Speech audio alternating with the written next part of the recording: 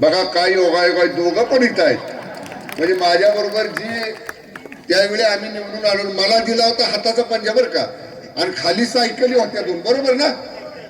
आपल्याला तिकीट पंचायत समितीचं काँग्रेसनं नव्हतं दिलं, मला एकट्याला दिलं होतं. त्यावेळी पण आपण वर एक आणि खाली एक, तशात आम्ही तिन्ही सीटा निवडून आणलं. जसं विजयाचं झालं मागच्या निवडणुकीला मल्हारपेठ जिल्हा परिषदला. हे सांगण्याचं उदाहरण द्यायचं कारण हा भाग निष्ठावान आहे, माणसं प्रामाणिक आहेत. आज एखादं काम होईल नाही तर उद्या एखादं काम होईल, पण प्रामाणिकपणे आपला गट आपला नेता ही भूमिका घेणाऱ्या या भागातल्या कार्यकर्त्यांचा नेहमीच मला अभिमान वाटलेला आहे. आज मगाशी मी सांगितलं तसं सत्तेची एवढी मोठी पदं आपण भोगली. लोकनेते बाळासाहेब देसाई साहेबांनी एकेकाळी या तालुक्याचं नाव राज्याच्या नकाशावर आणण्याचं काम केलं. लोकनेते बाळासाहेब देसाई साहेब आमदार होईपर्यंत, मंत्री होईपर्यंत या तालुक्याचं नाव महाराष्ट्राच्या राजकारणावर कधी या ठिकाणी घेतलं गेलं नव्हतं. पण साहेब सलग 57 सालापासून 70 सालापर्यंत मंत्री राहिले आणि 77 साली 77 सालापासून 80 सालापर्यंत 2.5 वर्ष विधानसभेचे अध्यक्ष राहिले. या सगळ्या काळात जो जो निर्णय स्वर्गीय लोकनेते बाळासाहेब देसाई साहेबांनी घेतला, तो प्रत्येक निर्णय घेतल्यानंतर त्या प्रत्येक निर्णयाच्या पाठीमागं नेहमी म्हटलं जायचं की पाटण तालुक्यातनं आलेले लोकनेते बाळासाहेब देसाई आज महाराष्ट्राचं नेतृत्व या ठिकाणी करतायत. राज्याचं नेतृत्व करण्याचा मान हा लोकनेते स्वर्गीय बाळासाहेब देसाई साहेबांनी मिळवला. साहेब नेहमी म्हणायचे, पहिल्यांदा मी किती मोठ्या पदावर गेलो तरी मागं वळून मी बघतो तो माझ्या मतदारसंघाकडे बघतो, माझ्या तालुक्याकडे बघतो, माझ्या मायभूमीकडे बघतो, माझ्या जन्मभूमीकडे बघतो. ह्या लोकांनी मला खांद्यावर घेतलं, मला राज्यामध्ये पाठवलं, म्हणून मला राज्यामध्ये काम करण्याची संधी मिळाली. मगाशी एक कार्यकर्ता संजय पवार आमचा उत्साहामध्ये बोलला की नुसतंच मंत्रीपद, नुसतंच पालकमंत्रीपद, आपल्याला अजून काहीतरी मिळालं पाहिजे. संजू तू टीव्ही बघत नाहीस, तुला एक मी गेल्यानंतर आता माझी मुलाखत मी दिली होती किंवा एकदा पत्रकाराने मला विचारलं होतं मुंबईमधल्या, मी तेव्हा उत्तर दिलं होतं. पत्रकाराने काय असाच काहीतरी प्रश्न विचारला. मी त्यावेळी सांगितलं राज्याचा मुख्यमंत्री हा शिवसेनेचा ज्यावेळी करण्याची वेळ येईल तेव्हा एकनाथ शिंदे साहेबांना मुख्यमंत्री करा म्हणून पहिला हात वर करणारा आमदार हा शंभूराज देसाई आहे. आम्हाला मंत्रीपद मिळालं एवढं भरपूर आहे, आम्हाला कधी मुख्यमंत्रीपद मिळावं ही अपेक्षा धरून कधी या ठिकाणी मी कधीच काम केलं नाही. तुम्ही सगळ्यांनी पाहिलं एवढी अधिवेशनं झाली. आज राज्य सरकारच्या वतीनं सरकारची भूमिका सभागृहामध्ये मांडण्याची जबाबदारी मागचे 2.5 वर्ष राज्याचे मुख्यमंत्री म्हणून आदरणीय एकनाथजी शिंदे साहेबांनी मला दिली. आता 1 वर्ष झालं उपमुख्यमंत्री म्हणून आदरणीय एकनाथजी शिंदे साहेबांच्या विधानसभेतलं विधान परिषदेचं कामकाज पाहण्याची जबाबदारी आदरणीय शिंदे साहेबांनी माझ्यावरती दिली. एका सामान्य माणसाला, माझ्यासारख्या मंत्र्याला एवढी मोठी जबाबदारी देणं ही सुद्धा काही छोटी गोष्ट नाही. आपण सारखं टीव्ही पाहता अधिवेशन चालू असताना, माझ्या खात्याचा प्रश्न असू दे, माझ्या खात्याचा नसू दे, इतर कुठल्याही खात्याचा असू दे, शेवटी आपल्यावरती नेत्याने विश्वास टाकलाय म्हटल्यानंतर तो विश्वास पूर्ण क्षमतेने या ठिकाणी परिपूर्ण करण्याचं काम तुमचा एक सहकारी, तुमचा एक नेता म्हणून निश्चितपणाने महाराष्ट्राच्या राजकारणामध्ये करण्याचा प्रामाणिक प्रयत्न या ठिकाणी मी केला. राहिला प्रश्न तालुक्याच्या राजकारणाचा, मला कोणाबद्दल बोलायचं नाही, पण मी सहज विकास कामांच्या संदर्भामधला एक दाखला मगाशी पाटणकरांकडे तालुक्याची सत्ता होती तेव्हाचा दिला की टंचाईच्या काळामध्ये या मोरणा भागातल्या गावांना टँकरनं पाणी पुरवठा करण्यासाठी सुद्धा पंचायत समितीचा टँकर मिळत नव्हता. का तर गावं देसाई गटाची आहे. त्यावेळी साखर कारखान्याच्या टँकरवरती आपल्याला या ठिकाणी पाण्याची तहान भागवावी लागत होती. पण मी आमदार झालो 2004ला, पुन्हा 14ला झालो, 19ला झालो, 24ला झालो, मी मंत्री झालो 2009ला, पुन्हा 22ला कॅबिनेट मंत्री झालो, पुन्हा 24ला कॅबिनेट मंत्री झालो, 2022ला जिल्ह्याचा पालकमंत्री झालो, पुन्हा 2024ला जिल्ह्याचा पालकमंत्री झालो. पण तालुक्यामध्ये काम करताना, जिल्ह्यामध्ये काम करताना सुडाचं राजकारण, गटातटाचं राजकारण ह्या शंभूराज देसाईंनी आजपर्यंत या ठिकाणी कधी केलं नाही. मी नेहमी सांगतो, आमच्या पदाधिकाऱ्यांचा आणि माझा नेहमी वाद होतो.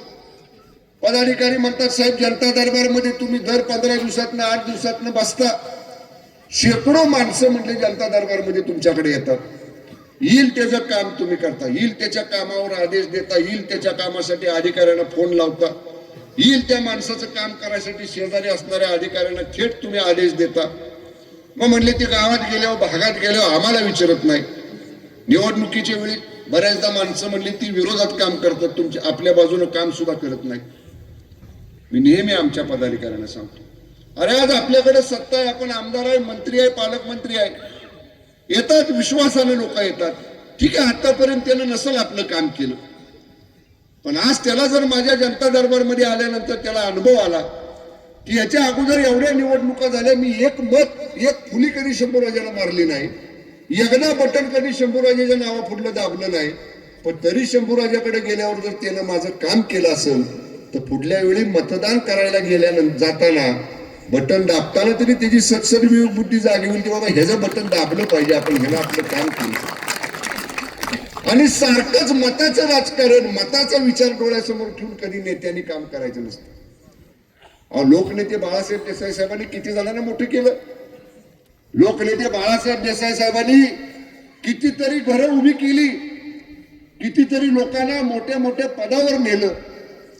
त्यांनी कधी असा विचार केला नाही की भविष्यात हे माझ्याबरोबर राहतील का. साहेबांनी मोठं केलेलीच माणसं साहेबांच्या विरोधात गेली. साहेबांनी ज्यांना हाताच्या बोटाला धरून राजकारणामध्ये आणलं त्यांनी साहेबांना विरोध केला, त्यांनी साहेबांच्या विरोधात बंडखोरी केली. मी नेहमी सांगतो, ज्या लोकनेते बाळासाहेब देसाई साहेबांचा महाराष्ट्राच्या राजकारणामध्ये दरारा होता, ज्या लोकनेते बाळासाहेब देसाई साहेबांनी स्वतः घेतलेल्या कल्याणकारी निर्णयामुळं पाटण तालुक्याचं नाव महाराष्ट्रामध्ये सुवर्ण अक्षराने लिहिलं गेलं, त्या लोकनेते बाळासाहेब देसाई साहेबांनी अशी छोटी कामं करताना किंवा मतदारसंघातली कामं करताना कधी गटाटचाचा, आपला तुपला, माझा तुझा, आपल्या पार्टीचा विरोध पार्टीचा असा नाही विचार कधी केला. अण्णांना आठवत असेल, पण तुम्हाला आठवत असेल, पहिली विधानसभेची निवडणूक साहेब 99 मतांना म्हणली निवडून आली होती. आम्हाला तर काय माहिती, 99 साली जर साहेब पहिल्या विधानसभेला निवडून आले, आमदार झाल्यावर त्यांनी किती राजकारण केलं, करायला पाहिजे होतं. त्यावेळी तर करायचं, कुठल्या गावातलं किती मतं पडली ती, पण नाही त्यांनी कधी असा विचार केला. निवडणूक झाली, निकाल लागला, आमदार म्हणून काम करायला त्यांनी सुरुवात केली. मग ह्या गावात मला मतं कमी आहेत, मग ह्या गावातलं काम आडव, त्या गावातलं काम आडव, त्या गावाला कुठेतरी अडचणीत आण, असला खोट्या मनाचा विचार लोकनेते बाळासाहेब देसाई साहेबांनी त्यांच्या राजकीय जीवनामध्ये कधीच केला नाही. तुम्ही आम्ही सुद्धा हे मनामध्ये पक्क केलं पाहिजे.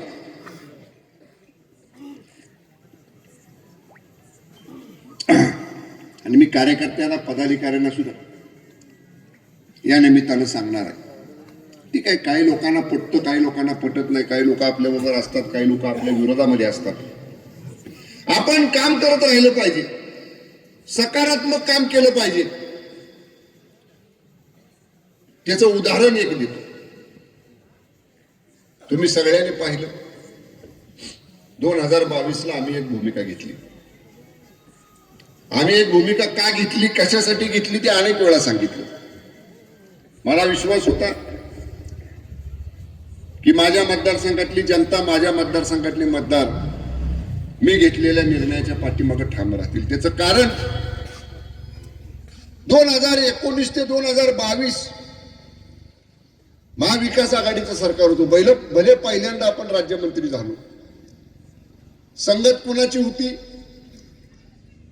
ज्या राष्ट्रवादी काँग्रेस बरोबर लोकनेते बाळासाहेब देसाई साहेबांच्या पश्चात झालेल्या प्रत्येक निवडणुकीत पाटणकर विरुद्ध देसाई, पाटणकर विरुद्ध देसाई आपली अशीच लढत झाली.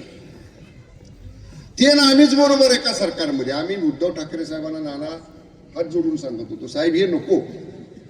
आम्ही म्हणलं विधानसभेला निवडून आलो, एका बाजूला बोरडाव आमच्या धनुष्यबाण, दुसऱ्या बाजूला कमळ होतं म्हणलं साहेब.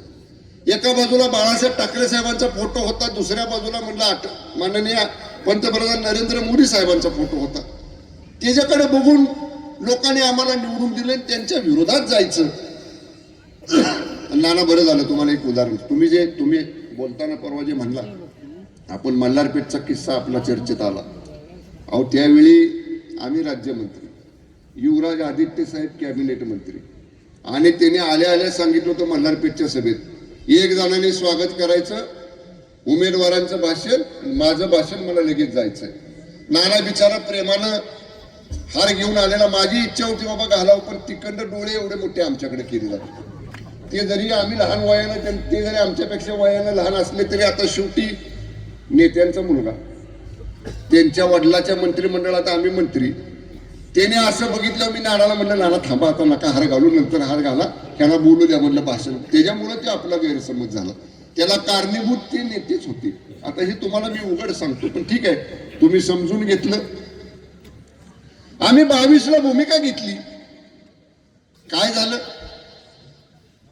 सगळ्यांनी सांगितलं, हे गद्दार आहेत, ही अनेक उपाध्या संजय राऊतांनी आम्हाला दिल्या.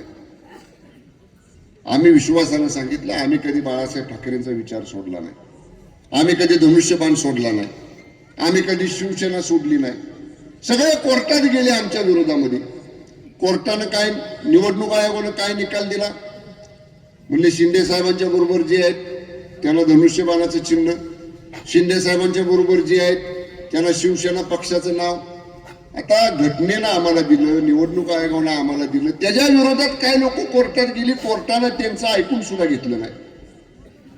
हे कायद्याचं झालं. निवडणुका झाल्या, 2024ला निवडणुका झाल्या. भले आम्ही जर 2022ला गद्दारी केली असती, आतापर्यंतचा इतिहास तालुक्याचा काढून बघा, आतापर्यंतच्या इतिहासामध्ये 34-35 हजाराचं लीड मतदारसंघामध्ये कधी आपल्याला मिळालं नव्हतं. 35,000 मतांनी या ठिकाणी आपण मला निवडून दिला.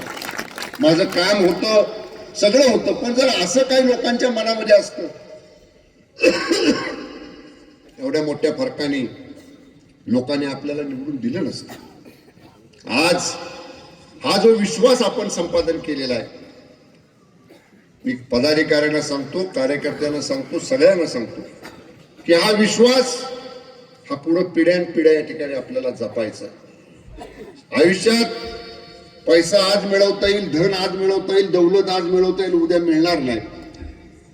पण जनतेचा विश्वास, सामान्य माणसाचं प्रेम, हे मिळवायला पिढ्यानपिढ्या कष्ट खावे लागतात.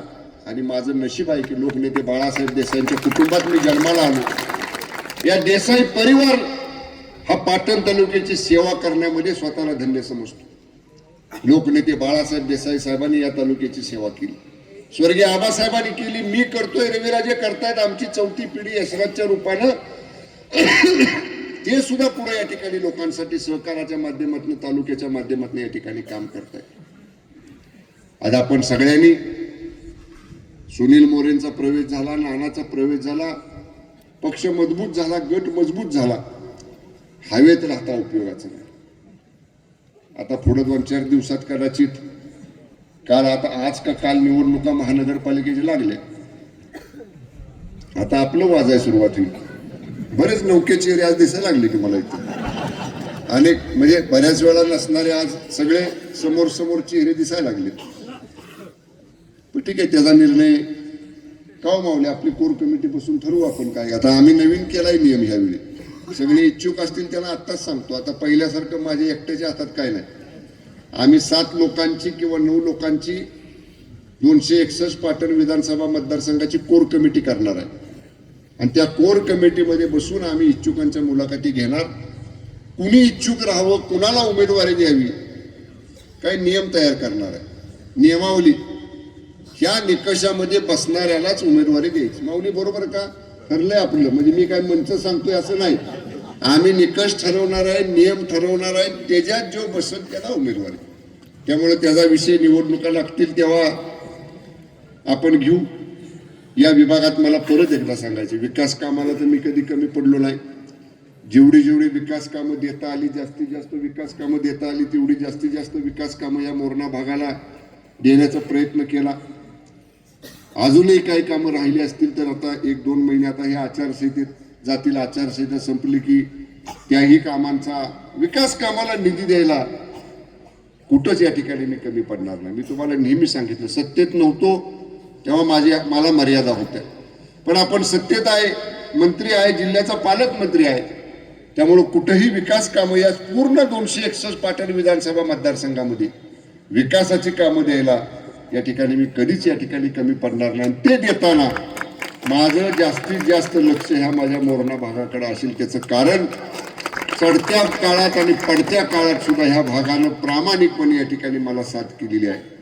अशा या मोरणा भागामध्ये आज एवढा मोठा चांगला कार्यक्रम होतोय. मी आपले सगळ्यांचे मनापासून आभार व्यक्त करतो. गटाची ताकद वाढवा. नव्याने नाना आलेत, सुनील आलाय, अनेक कार्यकर्ते याच्यापूर्वी सुद्धा आलेत.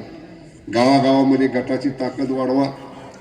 आणि आता बोलणं योग्य नाही, पण समजा कोण कोण इच्छुक असतील, कोणाला जिल्हा परिषदला पाहिजे असेल, कोणाला पंचायत समितीला पाहिजे असेल, सनदशीर मार्गानं रितसर तुम्ही मागा नेत्याकडे उमेदवारी, पण एकमेकाचे पाय ओढत बसू नका. मला पाहिजे म्हणून तो कसा वाईट, त्याला पाहिजे म्हणून ह्यो कसा वाईट, ह्याला पाहिजे म्हणून तो कसा वाईट, असलं काय करू नका. आपल्या पार्टीत ती सवय नाही. नियमानं मागा. आमची दारं उघडी आहेत.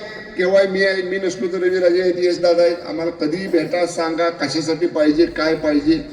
पण एक ओळ शेवटची आहे, पार्टी घेईल तो निर्णय अंतिम असेल. पार्टीच्या निर्णयाच्या बाहेर कोणाला सुद्धा या ठिकाणी जाता येणार. पण मी नक्की सांगेन आपल्याला, आपण सगळ्यांनी अशीच गटाची ताकद वाढवत राहा. सुनील मोरे मगाशी मला मिरवणुकीत येताना म्हणले, साहेब आता ह्यावेळी बघा तुम्हाला हिकंड वरचं चित्र जरा वेगळं दाखवतो ह्या भागातलं. म्हणलं आपल्याला अजून सुद्धा जी येणारी आहेत, अजून सुद्धा आपल्याकडे येणाऱ्यांना कुणाला या ठिकाणी आपल्याला थांबवायचं नाही. कारण लोकांना तिकडं आधार वाटण असा झालाय आता. कारण त्यांना लोकांनी इतक्या वेळा मतदान केलं, भले त्यांना यश नाही मिळालं. यश नाही मिळालं म्हणून आम्ही नाही कधी घरात बसलो. 2009 साली माझा पराभव झाला, तुम्हाला सगळ्यांना आठवतंय.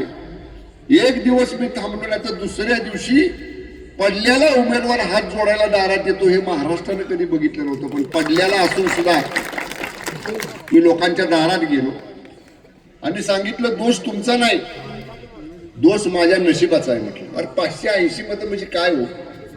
जिल्हा परिषदेला माणसं 1000, 2000, 5000 मतांना निवडून येतात. विधानसभेला 580 मतं म्हणजे नशिबाचाच भाग. मी माझ्या नशिबाला दोष दिला, पण घरात नाही बसलो. 5 वर्ष लोकांच्यात गेलो. सत्ता नव्हती तरी लोकांच्यासाठी भांडलो, लोकांच्यासाठी रस्त्यावर उतरलो, लोकांच्यासाठी संघर्ष केला. अधिकाऱ्यांना त्यावेळी सांगू शकत नव्हतो, पण विनंत्या केल्या आणि लोकांना आधार देण्या, आपल्या बरोबर असणाऱ्या लोकांना आधार देण्याचं काम केलं. आज 2024 नंतरचं काय चित्र आहे दिसलं? कोणी 2024ला मतं मागायला आल्यानंतर माघारी हात जोडाय कोणी दारात आलं? बाबा ठीक आहे, मी पडलो पण तुम्ही मला मतं दिली, तुमच्याबद्दल मी आभारी आहे. अहो, ज्याला निवडणुकीपुरतं गावं दिसतात, निवडणुकीपुरतं वाड्या दिसतात, विष्णू मोरे बरोबर आहे का? निवडणुकीपुरतंच दिसतं त्याला. म्हणजे जुन्या लोकांची साक्ष काढलेली बरी आपली. निवडणुका आले की याचं, निवडणुका गेले की कंत्राट आहे ते मतदाराचं नेत्याचे, की निवडणुकीपुरतं आमचा वायदा, निवडणुका झाल्या की तुमचं तुम्ही, आमचं आम्ही, असं नसतंय. आपण जनता दरबार घेतो. आपण आता गेली जवळपास 3, 4, 5 महिने, 4 महिने झाले पालकमंत्री कार्यालय आपल्या दारी. बरोबर, तुमच्या भागात कुठं झालं का कार्यक्रम? कुठं झाला? आमचे अधिकारी आले, आमच्या कार्यालयातले लोकांचे अर्ज घेतले. मी सांगतो आपल्याला, मी परवा 1 महिन्यापूर्वी 15 दिवसापूर्वी आढावा घेतला. काहीतरी 90 गावांमध्ये माझ्या कार्यालयाची टीम गेली. 90 गावात म्हणून जवळपास 4000 लोकांना भेटली आणि आलेल्या अर्जांचा निपटारा 62% कामं आलेली माझ्या कार्यालयाच्या टीमनं मार्गी लावली. महाराष्ट्रामध्ये मला कुणाबद्दल बोलायचं नाही, पण महाराष्ट्रामध्ये पहिल्यांदा पालकमंत्री कार्यालय आपल्या दारी गावात पालकमंत्र्याच्या कार्यालयाच्या अधिकाऱ्यांना पाठवण्याची पहिली वेळ ही पाटण विधानसभा मतदारसंघामध्ये या ठिकाणी आपण सुरू केली. मला काल कुणीतरी, मी मुंबईवरनं निघालो सकाळी, परवा रात्री अधिवेशन संपून आदरणीय एकनाथजी शिंदे साहेबांना आम्ही मुंबईमध्ये आलो आणि काल मुंबईवरनं सकाळी निघाल्यावर मी मोबाईलमध्ये वेळ होता गाडीत म्हणून मोबाईल पाहिला. मला कोणीतरी ते व्हॉट्सअपमध्ये एक काय म्हणतो त्याला आपण, ती एक डिझाईन पाठवली आणि त्यात आलं होतं अमुक अमुक दादा आपल्या दारी. सुरू केलंय वाटतं, आता कोणी बघितलं का नाही मला माहित नाही. सत्यजित दादा आपल्या दारी. अरे म्हटलं किती कॉपी करणार आमची. आता आम्ही पालकमंत्री कार्यालय आपल्या दारी आणलं की तुम्ही सत्यजित दादा आपल्या दारी. तुम्हाला सत्तेतला काय अधिकार आहे? कुठला अधिकारी तुमचा? म्हणजे तुम्ही सत्तेमध्ये आमदार आहात का? कुठल्या पदावर आहात का? केवळ आपल्या लोकांची दिशाभूल करायची आणि लोकांची दिशाभूल करून लोकांना ते करतात तसं मी पण करतोय. ठीक आहे, तुमचे हात कोणी बांधलेले नाही, तुम्हाला काय करायचं तो करण्याचा अधिकार तुम्हाला जरूर आहे. पण निवडणुकीपुरतं आता काय हे सुरू केलं, निवडणुका आल्या ना आता जिल्हा परिषदेच्या, मग दारी यायचं आठवणारच. मागलं वर्ष कुठं गेलता मला निवडणूक विधानसभेची झाल्यानंतर, काय नाही दारात आला कधी हात जोडायला. आता जेव्हा केव्हा परत येतील आपल्या भागात तर कदाचित विधानसभेला बी लय आलं नाहीत वाटतं इकडं कुठं विधानसभेला, कधी फौरून वरच्यावर कुठं कुठे गेले असतील. हा, पण असं कुठं गावागावात काय लोक हा आता कुठं झालं आशीर्वाद त्यांचे बसायचे ठिकाण कमी केल्यावर काय व्हायचं मग? हा, ही भागाभागात आहे, नुकतं मोरणा भागात नाही, चौकडं चाललंय. म्हणजे तारळे भागातली बी अशीच परिस्थिती आहे, पलीकडे कुंभारगावची पण अशीच परिस्थिती आहे, मंदरुळ मल्हारपेठची पण अशीच परिस्थिती आहे. ठीक आहे, त्यांचं काम त्यांना करावं, करू द्या. मी आपल्याला एवढं सांगेन, जास्त काय त्यांच्यावर बोलून त्यांना लय मोठं महत्व देण्यात काय आवश्यकता नाही. आपली जी कामाची पद्धत आहे, आपण ज्याप्रमाणे काम करतो, सगळ्यांना बरोबर घेऊन जातो, येईल त्याचं काम मार्गी लावण्याचा प्रयत्न करतो आणि जेवढी सत्ता आपल्याकडे आहे, जेवढा अधिकार आपल्याकडे आहे, जी पद आपल्याकडे आहे, त्याचा वापर तालुक्यातल्या मतदारसंघातल्या जास्तीत जास्त लोकांसाठी करण्याचा प्रयत्न करतो. हीच कामाची पद्धत कायम आपण या ठिकाणी पुढे चालू ठेवूया. कार्यकर्त्यांना मी सांगेन, पदाधिकाऱ्यांना सांगेन, नेता जसा सामान्य माणसाला केंद्रबिंदू मानून सामान्य माणसाला डोळ्यासमोर ठेवून काम करतो, तसं माझे सहकारी पदाधिकारी म्हणून माझ्या सगळ्या कार्यकर्त्यांना सुद्धा पहिला आपला सामान्य माणूस, ज्यानं आपल्याला मोठं केलंय, ज्यानं आपल्याला इथपर्यंत आणले, त्याला केंद्रबिंदू मानून त्याला समोर ठेवून या ठिकाणी काम करा, एवढा सगळ्यांना विनंती करतो. पुन्हा एकदा सुनील मोरे, सुरेश नाना, त्यांच्या सगळ्या सहकाऱ्यांचं शिवसेनेमध्ये स्वागत करतो आणि दोघांनाही विश्वास देतो की तुम्हाला नवं जुनं असं पक्षामध्ये, पार्टीमध्ये, गटामध्ये जा. नाना तर जुनाच आहे, त्यामुळे नानाला काही घरी आल्याचं समाधान असं उलट. त्यामुळे सुनील रावला सुद्धा असं कधी वाटणार नाही. हातात हात घालून आपण काम करू आणि मोरणा भाग हा देसाई गटाचा बालेकिल्ला होता, आहे आणि पुढेही कायम राहील. अशीच ताकद या भागामध्ये कायम ठेवणा, एवढा विश्वास व्यक्त करतो आणि थांबतो. धन्यवाद. जय हिंद, जय महाराष्ट्र.